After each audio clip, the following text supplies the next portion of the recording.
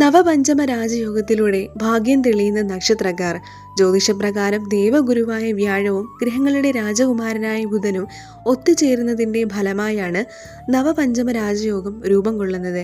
ഇതിൻ്റെ ഫലമായി ജീവിതത്തിൽ മികച്ച മാറ്റങ്ങൾ സംഭവിക്കും. ഈ ഭാഗ്യം ഇവരുടെ ജീവിതത്തിൽ സന്തോഷവും സമാധാനവും കൊണ്ടുവരുന്നു. ഈ നക്ഷത്രക്കാർക്ക് നവപഞ്ചമ രാജയോഗത്തിലൂടെ സാമ്പത്തികമായി വളരെയധികം ഉയർച്ചയുണ്ടാവും. ഇവരുടെ ആഗ്രഹങ്ങളെല്ലാം സബലീകരിക്കപ്പെടുന്ന സമയമാണ്. ഇവർക്ക് അംഗീകാരവും സ്നേഹവും വർദ്ധിക്കുകയും ചെയ്യും. നവപഞ്ചമ രാജയോഗ ഫലമായി ഇവരുടെ ജീവിതം മാറി മറിയുകയാണ്. ഇവർ വിഷ്ണു പ്രീതികരമായ പ്രാർത്ഥനയോടെ മുന്നേറിയാൽ വരും ദിവസങ്ങളിൽ ഭാഗ്യം ഇവരെ തേടിയെത്തും.